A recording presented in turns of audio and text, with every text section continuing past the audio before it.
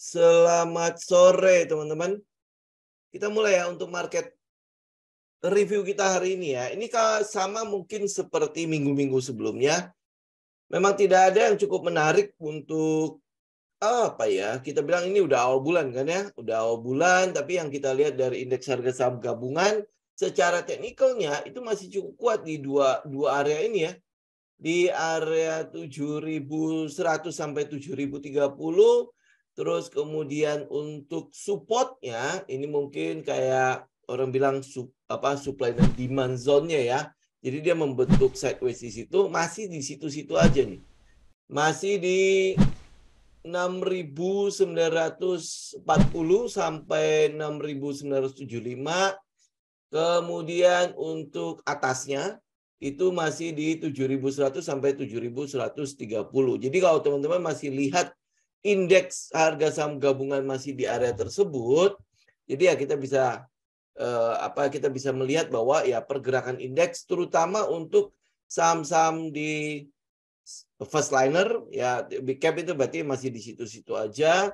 Kemudian untuk second liner juga peluangnya ya paling cuma di situ saja. Kalau naik ya naik sebentar kemudian turun lagi.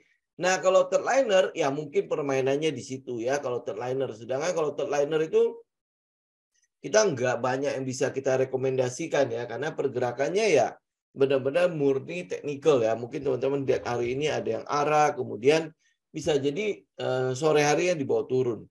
Ya ini mungkin untuk review kita ya buat di indeks harga saham gabungan.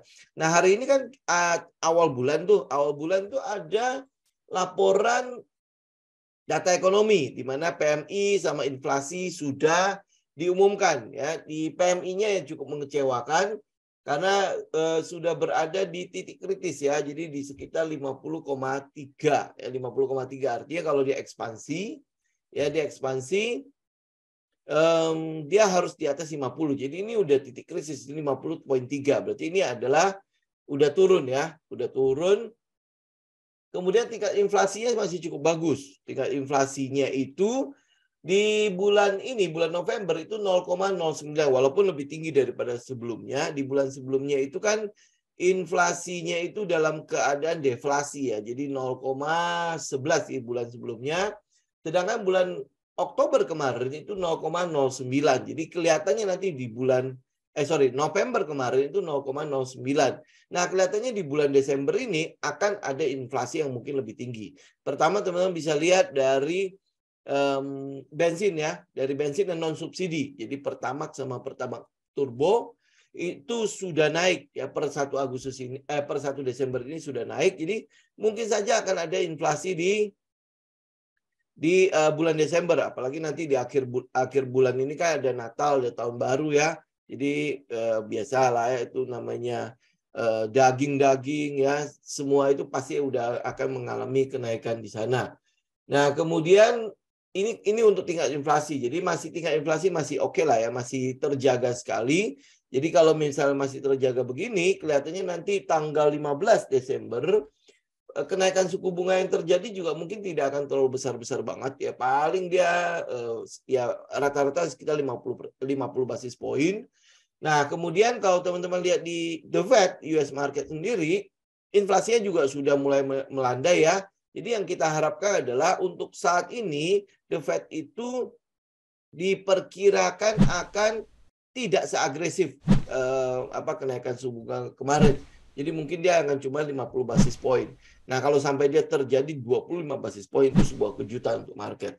Sekarang yang kita lihat itu adalah adanya pelemahan pada US dollar di mana kemarin kan sudah naik lumayan tinggi tuh ya dan untuk rupiah sendiri itu memang masih diperkirakan targetnya masih di sekitar 16.000 nih. Jadi ini mungkin akan menjadi bahan katalis atau sentimen-sentimen yang akan mempengaruhi indeks ke depannya.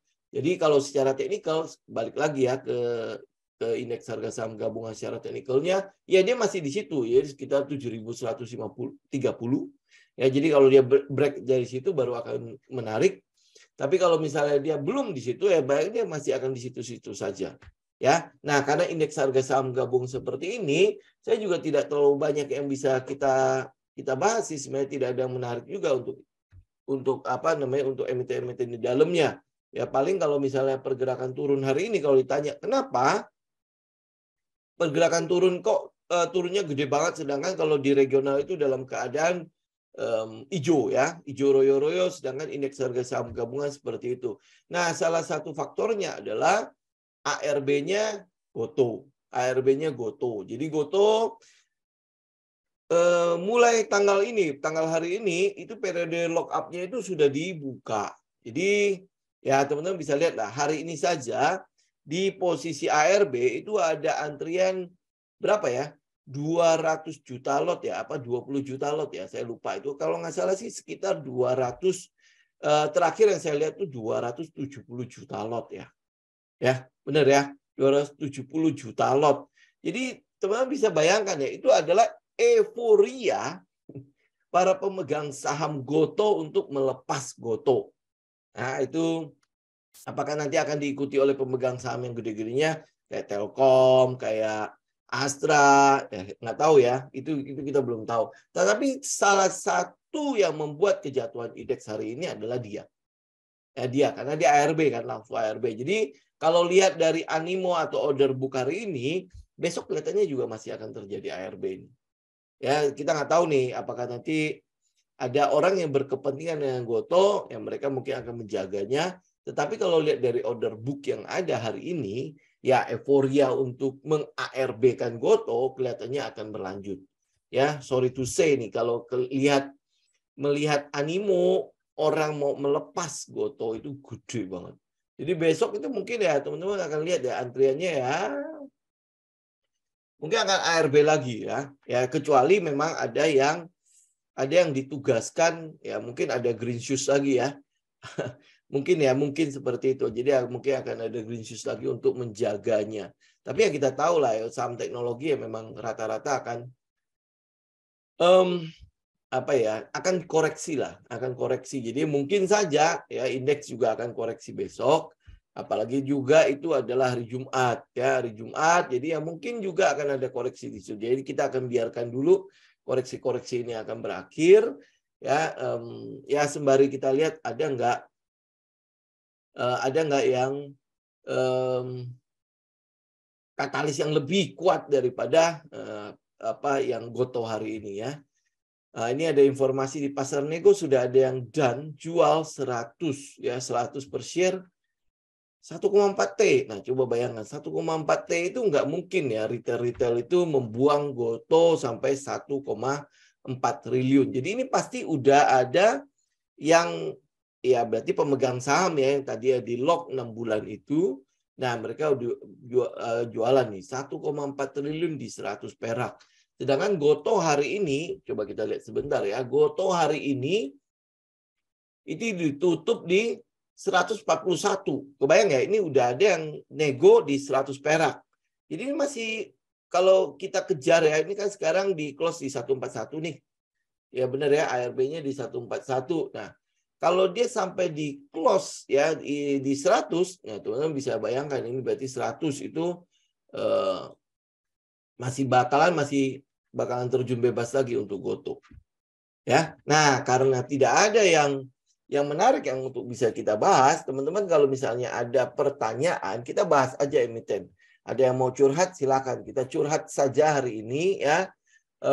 Ya sembari kita ngelihat lah indeks kita seperti itu. Nah, mungkin juga buat teman-teman ya, itu makanya kenapa saya selalu menyarankan teman-teman jangan depend on satu pasar. Jangan depend on satu pemasukan juga. Ya ini sekalian ya, ini mumpung marketnya seperti ini kan jauh lebih seneng tuh. Teman-teman juga kalau dinasihati juga lebih masuk ya dibandingnya kalau lagi euforia, kalau saya bilang jangan sampai greedy gitu kan. Itu mungkin agak-agak susah masuk. Tapi kalau dalam keadaan fear itu kalau kita bilang ya ini mungkin bisa teman-teman jadi bahan pertimbangan teman-teman. Jadi kalau misalnya lu punya pemasukan di tempat lain, jangan itu ditutup terus habis itu berkonsentrasi pada saham atau pada trading hanya dengan iming-iming dalam tanda petik ya, oh lu akan jadi kaya raya segala macam di Dia kalau lu trading, lu bisa lalu tutup aja itu, lu bisa full time di sini, lu bisa konsentrasi full di sini. Nah kalau market kayak gini, lu bagaimana? Ini berarti sudah 1,5 bulanan ya, 1,5 bulan kan, benar ya? Ya jadi ya 1,5 bulan udah seperti ini. Nah kita kan masih berharap bahwa nanti mungkin akan ada window dressing.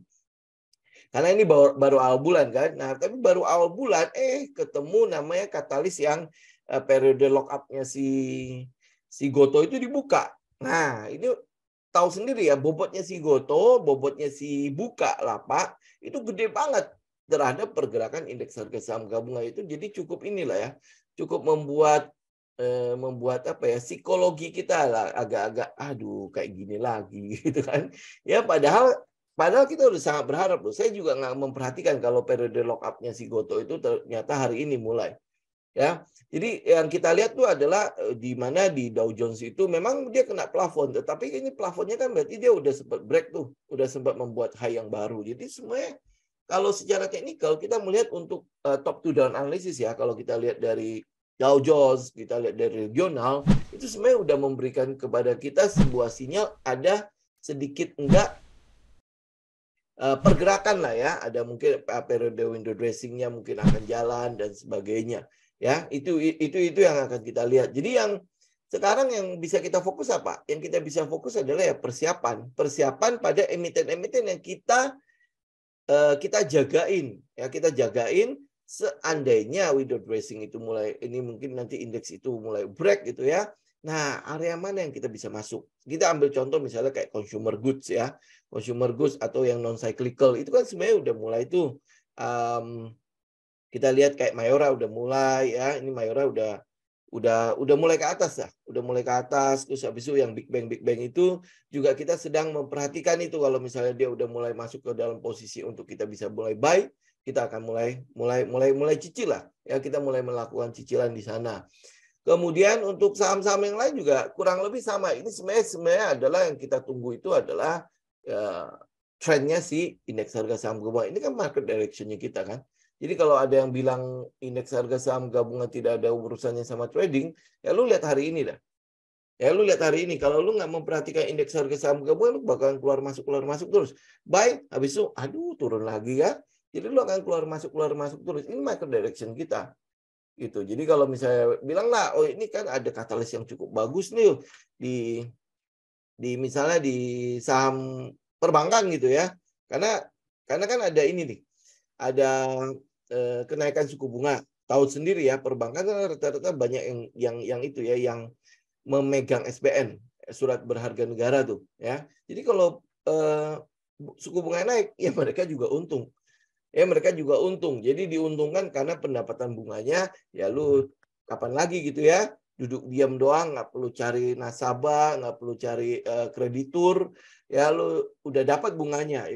Itu sebenarnya juga cukup menguntungkan untuk si sektor perbankan. Apalagi kalau teman-teman lihat dari sektor rotasinya ya, sektor rotations, teman-teman juga tahu ya, keadaan sekarang itu kan mengarah kepada krisis kan. Nah, kalau mengarah kepada krisis, sektor mana yang akan diuntungkan?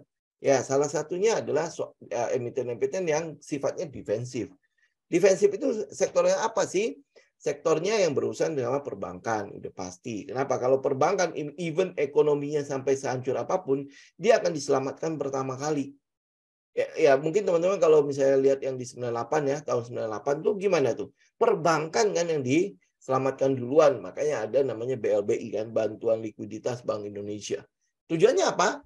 Agar jangan sampai kolaps. Kalau sampai kolaps, ya berarti kan kepercayaan masyarakat itu untuk dibangkitkan itu setengah mati susahnya.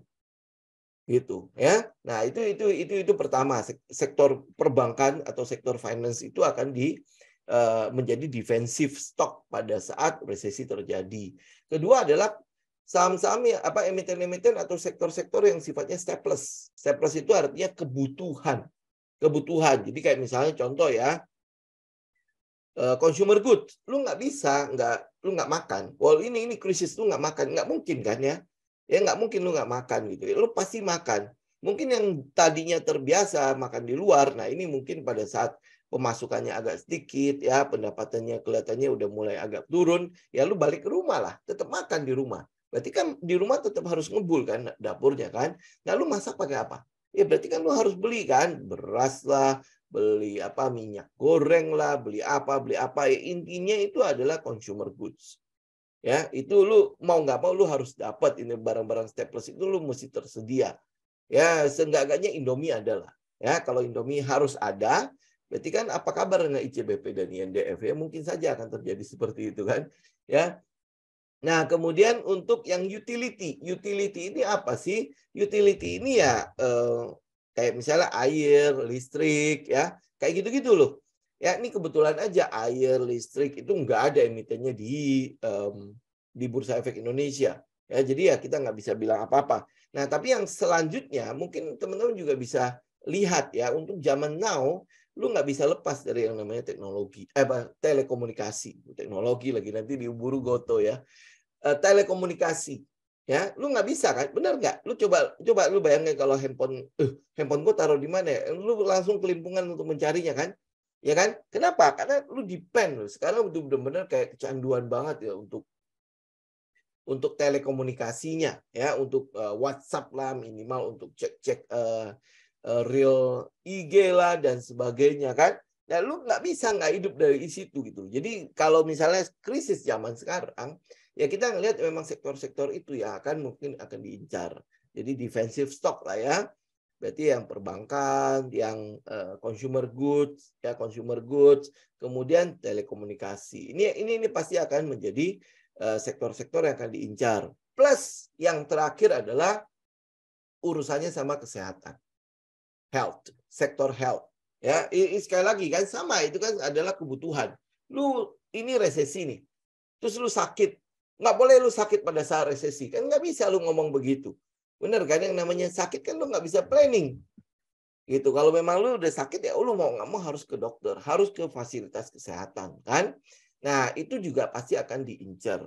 Ya karena itu namanya defensive stock ya. Dan pada saat resesi otomatis sektor-sektor itu akan diincar. Nah, apakah sektor kesehatan ya ada yang bagus. Kita mungkin udah sempat membahas soal sektor health ya. Mungkin nanti di Sabtu ya saya akan membahas itu. Tapi hari ini kita coba lah bahas apapun yang teman-teman mungkin mau bahas ya. Nah, konstruksi gimana? Konstruksi ini saya udah sempat bikin satu video kan khusus untuk konstruksi. Jadi ADI, PTPP, Wika, WSKT ya, termasuk anak-anak perusahaannya, WG lah, terus habis itu Weton lah, ya, WSBP mungkin agak pengecualian ya, PP Pro juga agak pengecualian, PPRE juga pengecualian ya.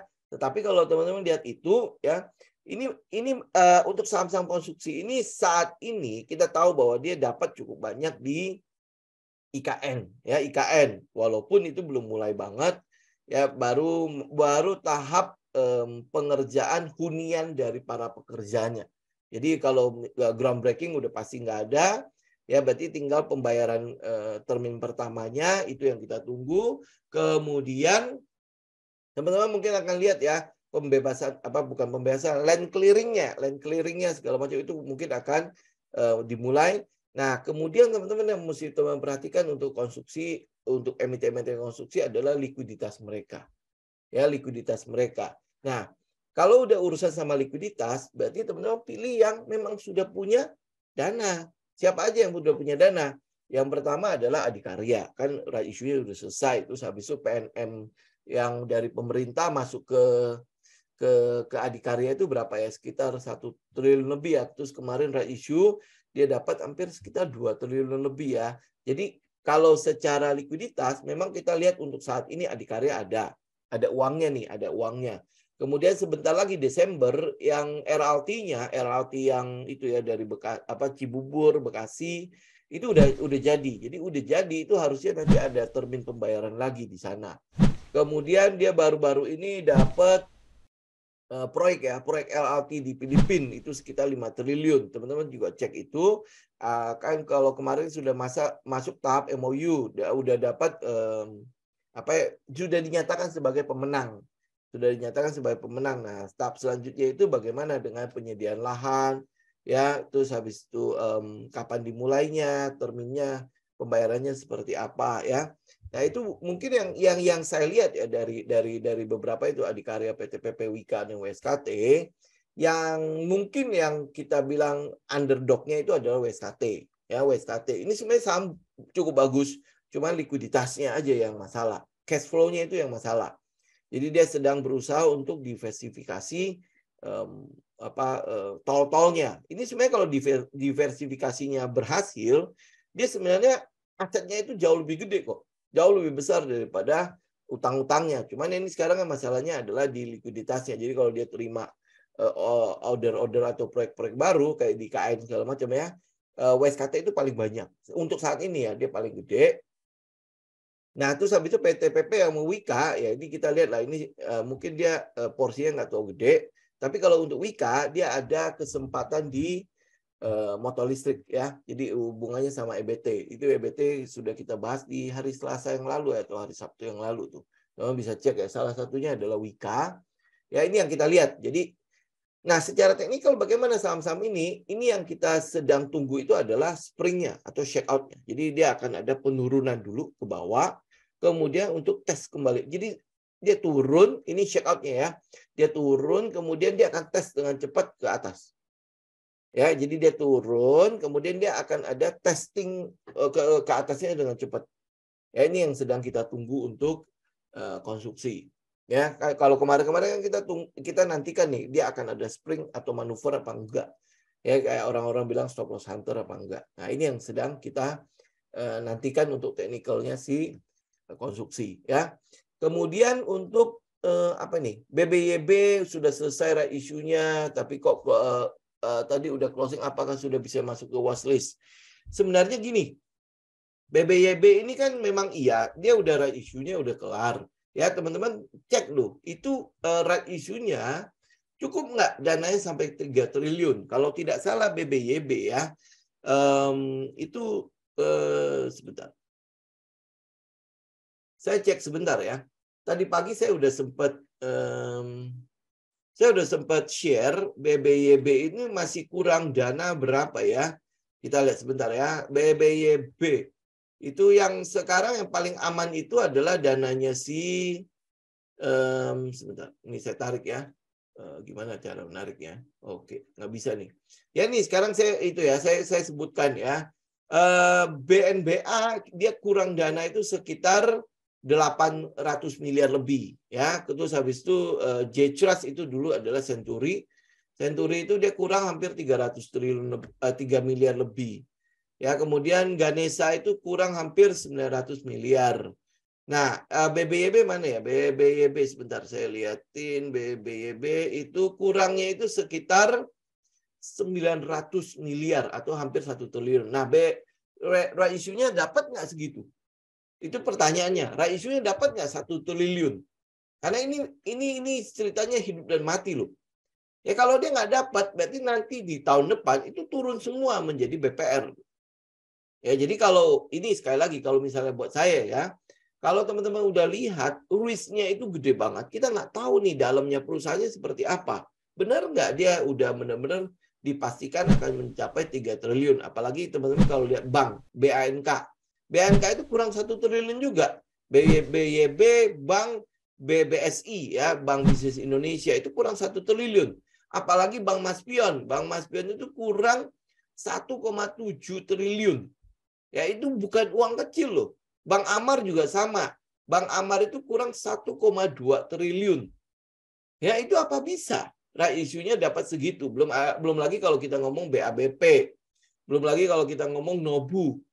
Ya, Nobu itu lebih itu lagi. Jadi yang dia kurang itu 1,4 triliun. Ini maksudnya apa? Ini maksudnya adalah risk-nya, resikonya itu gede banget. Ya kalau teman-teman masuk ke dalam situ, itu resikonya gede banget. Kalau dia sudah beresiko sebesar itu, lu masih apa ya? Lu masih coba juga. Ya, saya nggak tahu lagi ya apa yang sedang kita tradingkan di situ. Jangan takut gitu loh kalau sampai sebuah saham kita nggak bisa ikutin. Lu mendingan tunggu dia pasti. Ya lu tunggu dia pasti, baru habis itu kita mulai ya, kita mulai analisa. Nggak akan telat kok, nggak akan terlambat juga untuk kita masuk ke dalam sebuah emiten. Karena kalau dia oke, sekarang dia ada di support nih, kelihatannya ada di support ya. Ya ada di support nih. Seandainya kalau misalnya dia berhasil nih dapat 1, berapa nih? BBYB itu 1,7 triliun. Dia berhasil nih. Nah, terus habis itu apakah dia akan langsung tiba-tiba naik itu? Belum tentu kan? Ya kan? Jadi otomatis kita masih tetap menunggu kok. Ya, sinyalnya, teknikalnya kalau lihat dari BBYB sekarang ya, teman-teman kalau tarik trendline aja kita mungkin ada satu trendline di situ. Ya ini kan dia lagi turun tuh. Ya turun nanti kalau supportnya juga paling sekitar 330-an. Ini belum ada sebuah kepastian sama sekali. Jadi nggak usah takut. Kalaupun nanti dia naik, kita nanti bisa ngelihat kecukupan modalnya sudah, kecukupan modal sudah. Nanti tinggal kita lihat ke teknikalnya. Gua ada wilayah untuk kita masuk apa enggak. Kalau nggak ada ya jangan dikejar. Nggak perlu dipeduliin juga gitu. Ya kan masih ada bank-bank yang lain. Nggak mesti emiten di Bursa Efek Indonesia itu ada 800-an. Ya kenapa kita harus pantengin yang saham-saham yang beresiko begini? Gitu. Apakah nanti kita bisa ambil dari harga murah? Lu nggak akan pernah tahu harga murahnya itu berapa. Lu juga nggak akan pernah tahu yang namanya bottom itu di mana. Gitu ya. Jadi yang kita bisa tunggu itu adalah konfirmasi dari teknikalnya. Oke, ya. Nah, Goto bisa berjilid-jilid ya. Kalau lihat dari euforia order book yang ada, ya kelihatannya sih mungkin akan berjilid-jilid ya. Nah, efeknya ke indeks harga saham gabungan bagaimana ini yang sedang kita nantikan ya. Apakah teori fear dan greedy bisa diterapkan di Goto? Nggak bisa, Pak. Tidak bisa. Ya kalau buat saya, sekarang gini deh pertanyaannya begini. Fear dan greedy. Ini kan berarti kita boleh katakan ini adalah keadaan fear-nya gitu ya, Goto ya. Sebenarnya enggak. Kalau lu lihat teknikalnya itu bukan fear. Tetapi memang dalam keadaan strong downtrend. Ya harga apa namanya harga IPO-nya itu kan di 180 kan. Ini udah di bawah harga IPO. Ini di bawah harga IPO. Jadi kalau misalnya lu ngarepin misalnya contoh apa yang lu fear-kan di sini? Oh, nah, ini sedang ngusir semua orang keluar. Ya, ini sedang diusir ya. Book value-nya 118 pula. Ya, 118. Jadi teman-teman mungkin akan mungkin masuk sampai ke book value ya. Saya nggak bisa ngitung ya book value segala macam ya karena kan saya cuma lihat teknikal aja. Nah, apakah dia akan sampai ke 118? Tadi saja ada yang sudah nego dan di harga 100. Ya 100. Berarti kan ini bakalan sampai ke 100 nih. Kalau dia fear dan greedy, ya fear dan greedy, teori fear dan greedy lu bisa terapkan. Caranya gimana? Caranya adalah memang emiten ini punya masa depan atau future value yang memang bagus. Dan sekarang yang sedang terjadi adalah memang pasarnya sedang tidak bagus. Ya, kayak misalnya contoh nanti ada resesi ya. Nanti resesi itu akhirnya dia fundamentalnya sebenarnya harganya di atas nih, harganya di atas. Cuman karena orang-orang berpikir bahwa ini kayaknya ekonomi nggak bagus, jadi semua saham itu dibuang. Jadi tidak peduli lagi dengan fundamentalnya atau nilai perusahaannya. Nah itu fear dan greedy-nya lu terapkan. Kalau sekarang lu coba cek deh. Sekarang gini ya, saya alirannya all ekonomi kalau untuk urusan-urusan ini ya. Lu kebayang nggak sih apa yang lu mau lihat pada sebuah perusahaan yang ruginya itu keterlaluan sama udah rugi dia bakar uang. Ya, dia bakar uang. Nah, kalau aliran new economy mengatakan bahwa memang begitu sekarang mengelola perusahaan yang dia jual itu adalah apa itu namanya ya? Saya lupa lah istilahnya. Yang dia jual itu database dan sebagainya. Nah, kalau di saya kok nggak bisa nerima itu ya.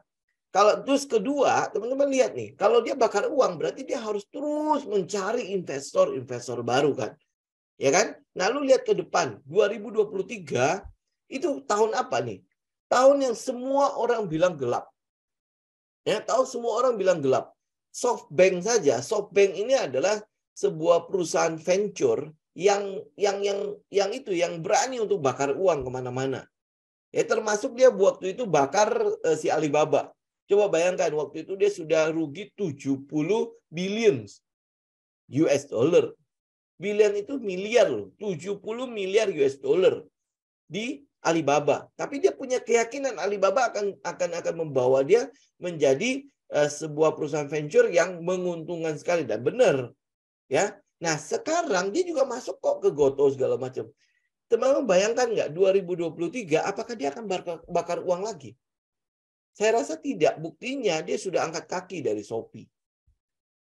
Ya. Nah, kalau lu lihat kenyataan yang ada seperti itu, lu terapin nggak fear dan greedy di dalam Goto? Ya, itu beda ya. Beda banget kan, logiknya itu nggak ketemu untuk fear dan greedy lu terapkan di saham yang seperti itu, di mana futuresnya itu yang saya bilang gelap. Ya, buat saya loh yang all ekonomi ya, itu gelap. Sejak awal saja IPO buka, IPO Goto, IPO beli-beli apalagi ya. Menurut saya nggak nangkep gitu loh bagaimana cara menilai value untuk perusahaan-perusahaan ini yang bisa dihargai sampai bobotnya Bukalapak bisa sampai bobotnya 25% ke indeks harga saham gabungan, Goto bahkan lebih gede ya. Ya ini yang saya bingung. Ini bentar lagi juga akan keluar papan baru tuh, papan untuk teknologi. Ya, papan khusus untuk yang ini nih, new economy ini. Ya, makanya ini saya agak bingung gitu. Seperti apa gitu pergerakannya. Jadi nggak bisa lu terapkan fear dan greedy-nya di Goto. Yang sekarang terjadi memang dibuang barangnya. Kalau ini informasi yang saya dapat, book value-nya di 118. Jadi bisa jadi dia akan kembali ke book value-nya untuk saat ini. Ya saya nggak tahu loh bagaimana cara menghitung book value-nya si saham-saham teknologi ini. Ya kok masih dihargai gitu, padahal ruginya itu 20 triliun lebih. Ya, saya nggak tahu lah ya, nanti itu. Ya, karena saya nggak tahu untuk saham teknologi, saya cuma bisa lihat teknikal aja, sama pemahaman saya dari sisi all ekonomi. Oke? Mau tanya, bumi bisa kembali ke 8.000 nggak? Ya mungkin saja Pak, tapi saya nggak tahu kapan. Ya, kapan? Kalau dia kembali ke 8.000, nah gini deh, makanya sekarang gini, kita nggak usah pakai hitung-hitungan segala macam, kita pakai logik aja ya. Kita pakai logik aja. Bumi itu kembali ke 8.000, kondisi bumi di 8.000 itu seperti apa, dan kondisi bumi hari ini seperti apa. Ya, kalau kondisi bumi di 8.000 dulu itu memang booming komoditas ya. Booming batu bara, di mana ya mungkin pengguna batu bara sedang bagus-bagusnya ya ke depannya segala macam. Nah, bumi saat ini kira-kira seperti apa? Teman-teman mungkin nanti bisa cari, ada satu namanya konferensi COP. Itu konferensi perubahan iklim. Ya, perubahan iklim. Kemudian teman-teman cek juga 2000 sekian 2030 itu dimulainya apa itu namanya, itu disuntik matinya PLTU PLTU. Nah, kira-kira kalau dengan sentimen-sentimen seperti itu, ini kan future-nya nantinya. Dia akan balik ke 8.000 nggak? Kalau dia masih punya core business seperti hari ini. Ya, teman-teman bisa lihat lah kayak misalnya Adaro, Indi, PTBA, mereka udah mulai kemana? Ya, apakah mereka core bisnisnya tetap tergantung pada batu bara? Ya, kalau tidak, teman-teman lihat nih, berarti kita bisa nilai ada futures-nya. Ada sebuah ekspansi yang sedang dilakukan oleh perusahaan-perusahaan batu bara yang lain.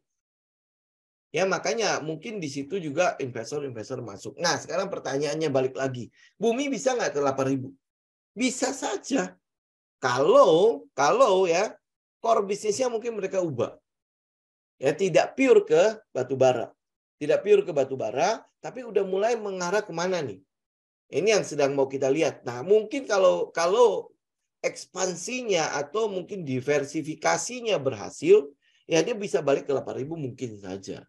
Ya, mungkin saja. Ya, tetapi kalau untuk saat ini, ya ini mungkin kalau dibilang dia bisa ke 8.000 dengan kondisi saat ini, ya apa ya? Itu kayak itu ya. Ya, dalam tanda petik ya, saya nggak menemukan kata-kata yang tepat sih. Bullshit banget gitu. Ya, jadi kayak lu dibangun euforianya untuk ngejar itu si bumi, habis itu lu simpen. Oke? Ya, ini mungkin ya, ini kita pakai logik aja sedikit lah, nggak usah murni technical banget gitu ya, sampai akhirnya logiknya kita nggak memperhitungkannya ya. Ini mungkin teman-teman bisa ngelihat lah katalis yang ada, sentimen yang ada, kira-kira akan seperti apa. Oke? IHSG ada di fase 3 sideways. Ya, bisa jadi Pak. Kalau misalnya lihat dari ini ya, untuk saat ini ya memang dia ada di posisi-posisi sideways. Oke, tinggal kita tunggu aja nanti. Nominal Goto cuma Rp1. Oh ini kalau ini ya, kalau pas itu ya, pas apa sih namanya itu? Pas apa namanya itu yang awal kan ya, pada saat awal dia melakukan apa lagi namanya saya lupa ya. Ya. Ya memang di perspektifnya prospektusnya itu Rp1 betul. Ya, tetapi ya itu mungkin buat book buildingnya ya. Book buildingnya itu Rp1 ya. Tetapi kan mungkin itu buat mereka yang memang mereka yang adalah founder-foundernya ya. Itu Rp1. Tapi yang kita dapat itu terakhir berapa? Itu Rp100 kan ya. Ya, dan itu hampir bulan 100% ya. Ya dapat semuanya kan. Oke. Jadi setelah Goto go publik kemungkinan bayar duit lagi kecil. Ya kalau saya boleh katakan ya, untuk lihat keadaan saat ini berarti IPO-nya Goto Bukalapak itu sebenarnya cuma exit strategi untuk saat ini loh ya.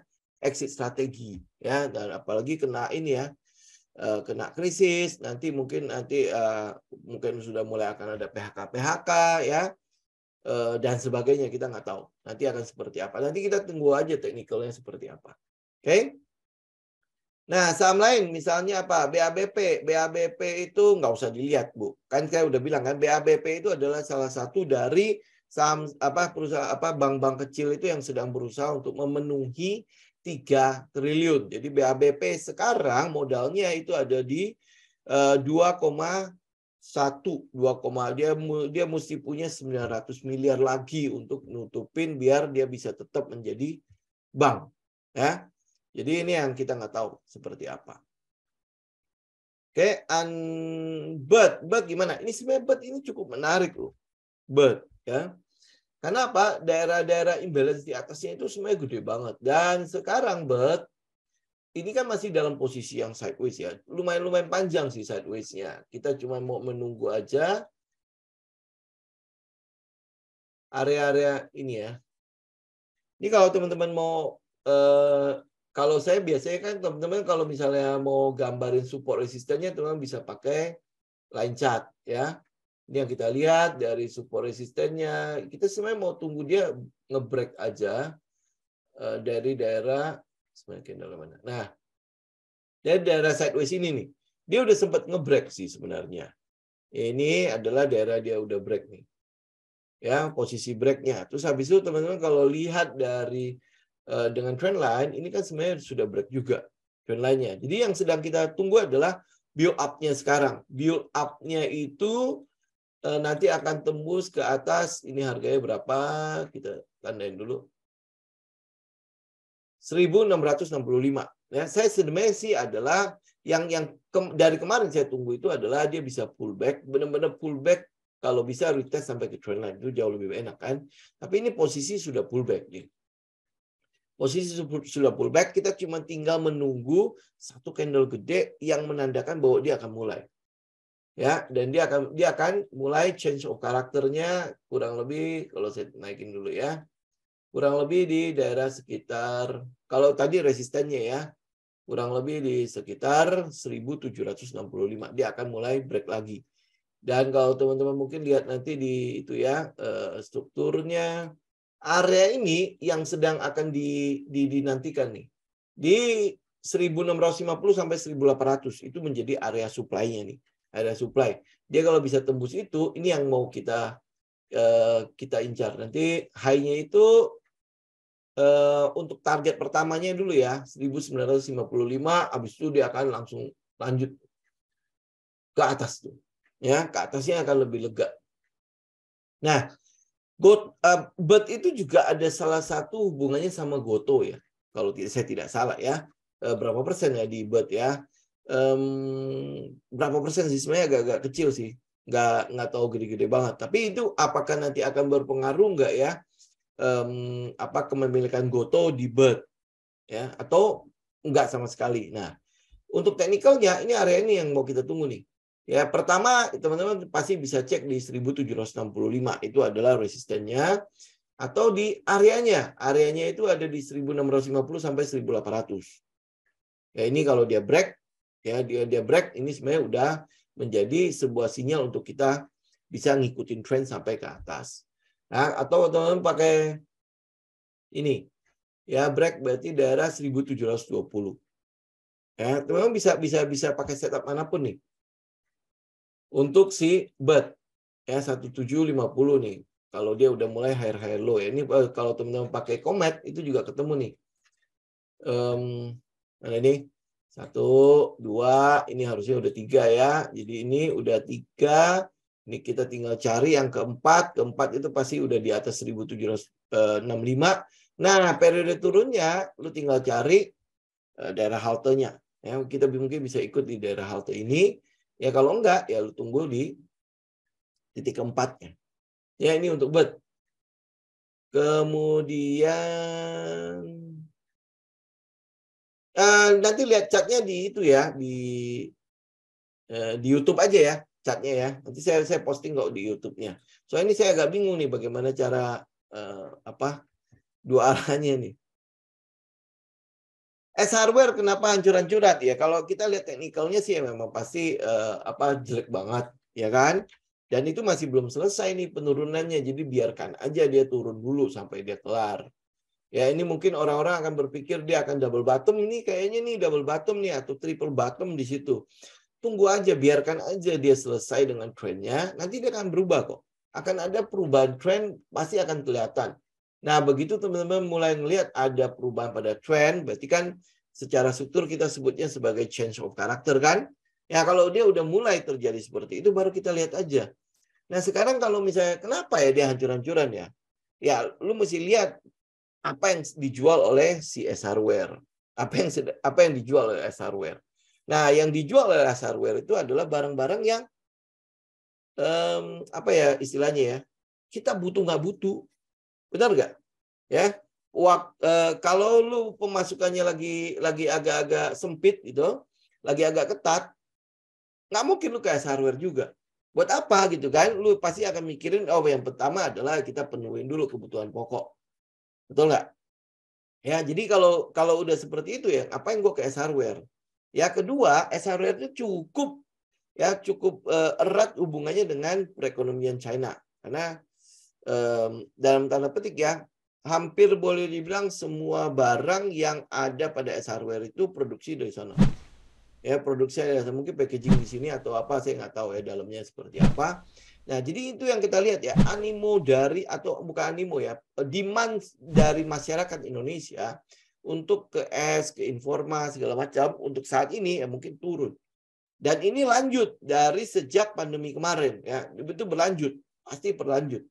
Karena kalau dari pandemi pasti mereka juga cukup mengetatkan ikat pinggang lah ya, dan ini mungkin akan berlanjut.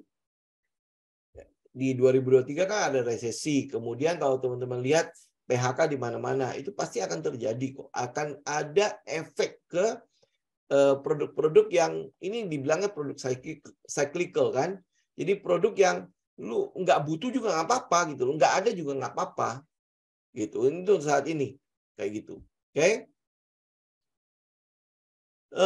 SCMA masih jalurnya enggak. Ini SCMA itu saya udah bahas berapa kali ya. SCMA ini yang kita lihat itu lebih ke arah euforia retail. Ya, euforia retail untuk saat ini ya. Euforia retail yang menganggap bahwa SCMA itu akan mendapatkan pemasukan yang cukup besar di Piala Dunia. Ya, ini yang saya tahu ya, yang saya tahu dari hasil cerita beberapa teman saya mengenai Piala Dunia. Piala Dunia kali ini cukup mengecewakan ya, di mana banyak tim-tim yang gede-gede itu berguguran ya. Nggak tahu itu permainan dari mana gitu. Tapi banyak tim-tim yang berguguran. Jadi kalau timnya nggak tahu bagus, buat teman-teman yang itulah ngikutin Piala Dunia kayak gimana sih? Cukup menarik nggak Piala Dunia hari ini ya, tahun ini dengan yang sebelumnya? Dari ini loh ya, dari permainan timnya ya. Saya nggak ngomongin soal oh ini ada itu. Saya nggak ngerti soal bola soalnya ya. Tetapi yang kita lihat itu ya kayak gitu ya. Nah, terus habis itu dari Piala Dunia ini SCMA dapat berapa banyak? Kan dia harus dapat pemasukan iklan yang lumayan toh. Ya, nah pemasukan iklannya lumayan nggak? Benar-benar nutupin nggak? Yang secara teknikal kita ngelihat tuh ya cuman begitu saja gitu loh. Tidak ada target sama sekali di atas.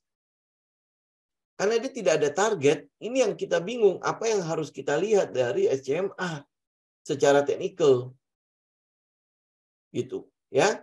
Nah, ini mungkin untuk saat ini kita tidak melihat ada sesuatu yang benar-benar menarik ya setelah selain euforia retail untuk Piala Dunia. Itu, ya. Paling kalau misalnya jalan pun ini kemarin berapa 230 ya. Ya, sekitar 300. Sekitar 300 itu pun mungkin udah di daerah-daerah yang lu bisa TP lah. Ya mungkin nanti ada yang mau keluar barang ya dia naikin terus habis itu TP. Ya, kita cuma melihat itu aja untuk SMA. Oke, kemudian auto. Auto ini kemarin cukup menarik sih. Cuman ini juga ya sama ya. Pergerakan si auto ini kan udah lumayan tinggi ya. Tapi kemarin itu kita baru ngelihat itu adalah si autonya itu untuk komponen kendaraan bermotor untuk si Astra International. Itu akan seperti apa ya tahun depannya? Ini yang sedang kita raba. Tapi kalau secara teknikal dia sebenarnya udah cuma tinggal ikutin tren doang. Untuk auto ya. Auto itu kemarin kita lihat di mana ya? Daerah-daerah sini lah ya si auto ya. Ini yang kotak ini. Ya, mestinya sih daerah sini ya. Pada saat dia breakout, ya pada saat dia turun, kita juga paling lihat di daerah sini nih. Ini sempat kita masuk ya. Saya sih sempat masuk sebentar doang, habis itu kena stop loss. Kena trailing stop. Sorry ya, kena trailing stop. Kemudian ini kan adalah salah satu manuver market nih. Habis itu saya udah nggak ikut lagi. Ya, ini adalah manuver dari market. Kemudian dia sempat retest. Terus habis itu karena saya nggak ikut lagi, ini sebenarnya udah tinggal following the trend doang. Kalau mau masuk dari sekarang, masih bisa nggak? Ya, kalau saran saya, lebih baik teman-teman cari yang lain aja. Dia mungkin masih punya peluang untuk terus naik. Ya, masih punya peluang untuk terus naik. Betul kalau misalnya ini lihat di weekly-nya aja ya. Nih ya, di weekly. Ini masih ada peluang untuk terus naik sampai ke nih berapa nih 1755. Nah, setelahnya mungkin nanti akan ada konsolidasi atau ada pullback-nya. Nah, pada saat pullback ini kalau kita udah research auto segala macam untuk nanti ke depannya masih bagus. Nah, pada saat dia pullback membentuk low di situ baru incar. Kalau sekarang saya tidak menyarankan ya teman-teman untuk buy. Ya, misalnya nih ya, misalnya bisa aja nanti dia akan ada pergerakan ke atas, kemudian pullback. Ya, ini pullback berarti mencari low kan. Sekarang dia mencari high. Mencari high. Begitu high-nya sudah terkonfirmasi, nah di pullback inilah lu incar. Ya, di pullback itu lu incar. Nah, ini mungkin sekalian ya saya mungkin menjadikan ini sebagai sebuah ini ya, pelajaran juga buat teman-teman. Kita kan sering kali ya retail ya, kita kan sering kali lihat oh dia udah bergerak begitu tingginya, lu merasa bahwa ini saatnya lu ikut. Benar nggak? Ini saatnya lu ikut. Padahal lu harusnya ikut di mana? Ikut di daerah sini pullback ini. Ya ikut daerah pullback. Cuman kalau untuk auto, teman-teman tahu nggak karakternya? Dia turun naiknya itu cepat banget dalam satu hari itu. Belum tentu lu secara psikologi lu berani ikut. Ya belum tentu secara psikologi lu berani ikut. Nah, karena itulah ini masih satu pergerakan yang masih kenceng. Ini yang kalau dibilang truknya itu lari, ini adalah truk yang sedang lari. Lu kejar nggak ini? Itu udah pasti kita nggak kejar. Lu lakukannya gimana? Lu tunggu saja dia kena plafon, kemudian dia pullback. Nah, di pullback inilah lu kejar. Lu lihat daerah mana yang bisa gue beli. Ini ada beberapa daerah yang sebenarnya udah bisa lu incar nih sekarang kalau nanti dia pullback. Ya, daerahnya adalah nih. Pertama adalah di sini. Tapi ini udah ketutup ya. Yang di sini. Di daerah 1.500 sampai 1.470 ya. Ini adalah daerahnya. Teman-teman bisa tungguin daerah situ. Kalau sampai dia break, ini kita belum tahu ya swing sampai ke high-nya setinggi apa ya. Karena high-nya itu belum terbentuk. Ini kenapa nggak bisa? Nah, ini adalah daerah kedua yang lu bisa tungguin. Ya, ini daerahnya. Ini kalau untuk sekarang ya, kita bisa tunggu daerah itu. Kenapa? Karena ini posisinya high-nya itu belum terbentuk. High-nya kita nggak tahu di mana. Ya, high-nya belum di mana. Nah, pada saat dia udah dapat high, ya kan berarti kan plafon tuh. Ya, pada saat dia pullback untuk konfirmasi high ini yang lu kejar. Lu lihat dia bisa turun di halte yang mana. Kayak gitu ya untuk saham-saham yang sedang lari-lari begini nih. Ya, yang kayak auto, ya. Ini kalau dia lari-lari begini, lu tunggu dia pullback. Tenang aja, ini makanya yang saya bilang, kita itu masalahnya adalah merasa bahwa kalau sahamnya sudah lari, lu nggak bakalan bisa masuk lagi. Lu nggak bakalan kena itu lagi. Ya, nggak bisa ikut lagi. Nah, padahal saham-saham kayak gitu justru memberikan kepada kita sebuah perspektif bahwa gue mau jalan ya. Tetapi ini posisi gue sedang jalan, gue sedang lari. Lu jangan masuk dulu. Karena kalau lu masuk dimanapun gue tabrak. Ya gue nggak akan berhenti. Kenapa? Karena posisinya dia sedang jalan. Nah, lu tunggu kapan? Lu tunggu dia membentuk swing low. Ya, swing low. Itu yang baru lu kejar. Swing low ini maksudnya apa? Dia pergi ke halte. Nah, halte mana yang lu mau tungguin? Dia kira-kira akan berhenti di halte mana? Ini makanya kalau teman-teman lihat dari si auto saat ini, haltenya pertama ada di sekitar 1.300 sampai 1.340. Kedua ada di 1.470 sampai 1.500. Ya, sekarang ada di mana? 1.575. Oke? Nah, jadi kalau teman-teman lihat begini, kira-kira dia akan pullback yang wajar itu di mana? Kalau dia punya pergerakan, punya trend itu masih tetap utuh. Nah, gue mau kejarnya di mana? Ya berarti kan gue tunggu dia pullback dong. Ya, gue tunggu dia pullback. Kalau enggak ya lu pas breakout lu beli. Ya, pas breakout lu beli. Ini kan sebenarnya kalau teman-teman lihat dari minornya, ini bisa udah konfirmasi breakout juga kok. Ini breakout. Sorry. Karena itu auto. Ini kan sebenarnya udah konfirmasi breakout juga. Ya kan? Breakout. Dia udah close di atas kok. Gitu. Ini sebenarnya udah konfirmasi. Nah, kalau lihat pergerakan ini, apakah ada peluang dia pullback dulu? Kalau dia ada peluang untuk pullback, lu lihat deh titik jenuh beli dan jenuh jualnya. Ya, ini kalau dia ada peluang untuk pullback, ini sebenarnya adalah area yang mau gue tunggu ini antara 1.500. Kalau lu agak-agak agresif, lu bisa tunggu sampai di atas nih. Di 1.525. Ya, pokoknya area ini lu mau tungguin dia pullback. Ya, kalau bisa dapat harga diskon, kenapa gua harus kejar dengan harga premium? Gitu. Ya, apalagi kalau besok ternyata dia naik terus, itu sebenarnya konfirmasi dia breakout doang. Ya, kalau lu nggak kejar, lu tunggu dia pullback aja. Karena sebuah trend, ya kalau dia jalan terus tuh ya, dia pasti akan berhenti. Sama kayak sebuah mobil lah. Mobil kalau jalan terus, dia berhenti kapan? Bensinnya habis. Ya, dia pasti harus masuk ke pom bensin untuk ngisi lagi kan.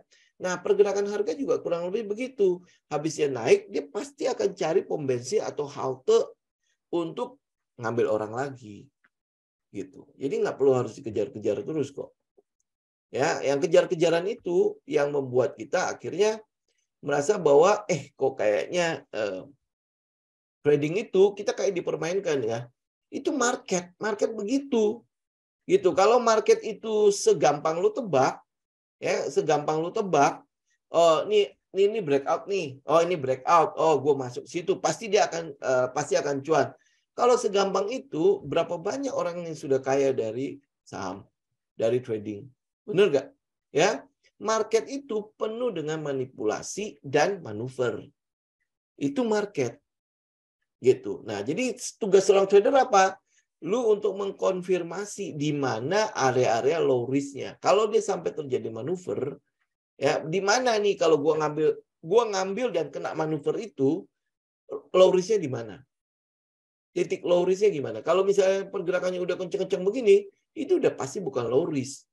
Lu udah tahu misalnya kayak bank-bank kecil itu harus nyari modal inti ke 3 triliun. Itu kan bukan sesuatu yang gampang ya. Itu angka triliunan loh. Ya, nah lu masuk ke situ, kira-kira lu sebenarnya sedang mencari masalah atau lu masuk dalam keadaan low risk.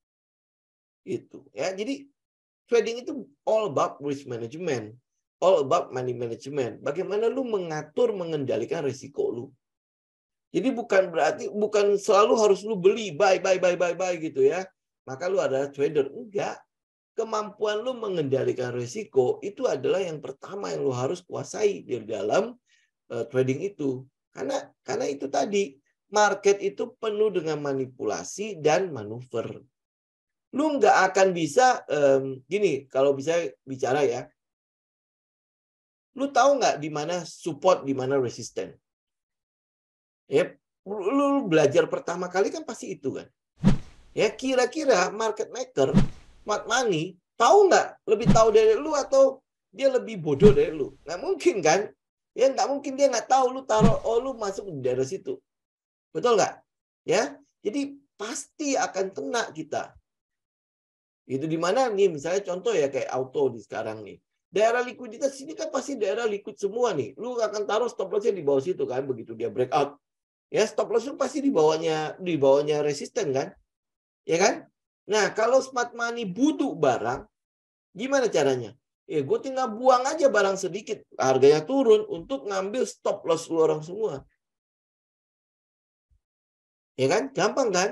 Nggak mungkin dia nggak tahu gitu loh. Lu taruh stop loss-nya di mana. Yang lu pelajari sama yang dia pelajari pasti sama. Dia bahkan jauh lebih tahu di mana lu taruh barangnya. Ya uangnya gede. Kalau memang dia mau melakukan manuver itu, makanya kenapa ada istilah stop loss hunter lah segala macam. Dia bukan menghunting lu punya stop loss, enggak. Gitu, ya. Dia cuma tahu di mana likuiditas itu berada. Kalau gue butuh barang, gue tahu di mana gue harus dapat barangnya. Gitu, gue harus mencari barangnya di mana. Dia tahu gitu loh. Gitu. Nah, sekarang tugas kita agar kalau misalnya dia ternyata dia belum cukup barang dan dia mencari barang itu, nah gue taruh di mana yang risknya kecil. Begitu dia kena stop loss, udah oke, gue keluar dulu deh, nggak apa-apa. Gue tahu dia mungkin sedang manuver. Ya, ini kayak misalnya contoh kayak di konstruksi lah, ya di konstruksi. Mungkin saja dia belum cukup barang, mungkin loh ya, saya nggak tahu dia cukup barang apa enggak. Nah, makanya ada manuver di situ. Ya, dia berhenti lama sekali di situ, tiba-tiba turun ke bawah. Padahal sentimennya bagus. Ya, lu kan pasti akan ngejar kan. Oh, udah gue cicil aja, gue cicil. Lah kok dijebol ke bawah. Ya, padahal sentimennya bagus. Ya, sekarang kenapa? Ya, makanya kenapa di awal waktu analisa saham-saham konstruksi, kan saya bilang kan, ini sebenarnya kita cuma nunggu ada manuver apa enggak. Kalau dia ada manuver, nah teman-teman biarkan dia turun, nanti akan ada pergerakan yang tiba-tiba cepat balik kembali. Jadi kayak dia habis breakdown, kemudian return to base. Ya, dengan cepatnya. Itu artinya apa? Ada demand yang nongol di situ. Ya, demand itu yang mau kita lihat. Kapan ini nongolnya? Nongolnya di mana? Gitu, ya. Itu kurang lebih sih. Saya nggak mungkin bisa membahas cukup banyak di sini ya. Tapi teman-teman seenggak-enggaknya ini yang mungkin kalau bisa saya boleh tutup ya untuk market review kita kali ini ya. Jadi di dalam trading jangan melulu lu berpatokan mati pada technical. Boleh lu berpatokan mati pada technical. Kalau lu scalping, jadi artinya memang lu tradingnya cuma cepet-cepet doang. Memang fundamental, katalis segala macam lu nggak butuhkan. Ya, tapi kalau lu ada di swing, apalagi lu ada di position, saran saya adalah yang pertama lu harus pelajari adalah risk dan money management. Resikonya. Ya, lu dalam hidup kan juga itu yang lu perhitungkan kan. Setiap kali lu ditawarin pekerjaan, ditawarin apapun, lu hitungnya apa? Ya, yang lu hitung itu harusnya gue bisa untung berapa? Kan biasanya ditanya pasti gitulah, ya. Tapi yang lu harus tanya itu kalau ini tidak jalan, resiko gue berapa? Resiko gue di mana? Yang lu harus hitung itu ini. Begitu dia kena resiko, kira-kira itu menghancurkan hidup gue nggak? Oh, kalau enggak ya sudah gue ikut. Nah, ini sama dengan trading. Kalau teman-teman lihat, hitung nih, begitu dia punya resiko tidak sampai mempengaruhi apapun dengan modal lu, ya berarti modal lu kecil, ya. Oh ya udah, nggak masalah kan? Berarti lu bisa ikut spekulasi di sana. Tapi kalau dia misalnya nih, teman-teman udah lihat nih kayak bank-bank kecil, itu kan risikonya cukup besar kan. Nah kalau lu masuk situ, itu artinya apa? Artinya lu mengundang risiko itu masuk ke dalam trading lu, gitu. Padahal ya, teman-teman lihat di lebih big picture lagi ya. Indeks harga saham gabungan bukan cuma bank kecil itu doang. Indeks harga saham gabungan ada 800 saham lebih yang lu bisa incar dan bisa lu teliti, bisa lu analisa mana resikonya kecil. Itu yang lu ambil. Gitu. Itu pertama yang lu harus pelajari ya. Namanya risk dan money management. Setelahnya lu pelajari namanya psikologi market. Psikologi market. Bagaimana caranya market itu berlaku. Kok gue kayaknya udah jelas-jelas ini breakout, kenapa gue kena terus. Ya itu namanya psikologi market. Ada tabelnya kok. Nanti saya share di tele ya. Lu akan lihat ya, lu di mana sering hadir pada saat periode di mana mania itu terjadi. Mania itu apa? Orang-orang sudah ngomong semua tentang itu dan lu merasa gue takut ketinggalan. Nah, FOMO itu nongol di daerah situ. Nah, kalau lu catat, lu jurnalkan semua kelakuan lu, semua tindakan lu di dalam trading, lu akan lihat. Lu nongolnya selalu di periode di mana fase FOMO itu terjadi. Fase yang disebut sebagai mania. Jadi kalau di psikologi market itu manianya. Ya, pada fase still, fase awareness, lu menganggap bahwa ini saham bukan apa-apa. Ini emiten ini sampah. Gitu. Ngapain lu liatin? Gitu ya. Tapi begitu dia udah menjadi sesuatu, di situ lu kejar ya, lu mulai masuk situ. Gitu ya. Nah, ini kadang-kadang orang kecelek. Ini teori fear dan greedy, ya, fear dan greedy. Ya, nah, di mana ya still-nya, di mana awareness-nya? Kok kalau dia udah greedy baru gua nongol di situ. Nah, lu cari, pasti akan ada kok. Still itu adalah fase akumulasi, awareness itu adalah fase di mana akumulasinya sudah mau selesai. Begitu udah mau selesai, nah dia mulai itu ya banyak berita-berita positif tentang hal itu. Nah, itu di fase mania di mana barangnya udah sedikit, nah lu orang perebutkan dan merasa bahwa nanti akan naik lebih tinggi lagi. Ya sama seperti kayak bumi akan ke 8.000. Tujuannya apa? Agar lu orang goreng terus dari 100 nanti dia terus naik gitu loh. Nah, mereka yang sudah beli di gocap nanti tinggal lepas. Oh, lu mau barang gue lepas, lu mau barang gue lepas gitu. Nah, itu yang fear sama greedy-nya. Ya kalau lu udah nggak pakai logik lagi ya itu yang akan terjadi pada trading kita. Ya, nah baru habis itu masuk ke step fundamental lah, step analisa teknikal lah, ya itu baru mungkin teman-teman akan mulai lihat oh kok gue lebih objektif dibandingkan dengan objektif itu masih pasar ya, oh pasar melihatnya kayak gini loh. Nah selama ini gue masih di periode subjektifnya, ya karena gue memaksa kan, kayak misalnya auto nih dia break, gue harus break, oh gue harus ikut, ya pokoknya at any cost, gue harus ada di dalam auto.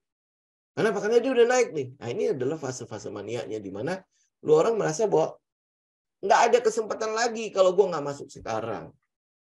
Saya pikir begini dulu ya teman-teman ya. Buat pertanyaan-pertanyaan lain nanti kita jawab di hari Sabtu aja ya. Oke? Thank you semuanya. Semoga bermanfaat ya. Kita ketemu lagi nanti di hari Sabtu ya. Thank you semuanya untuk waktunya.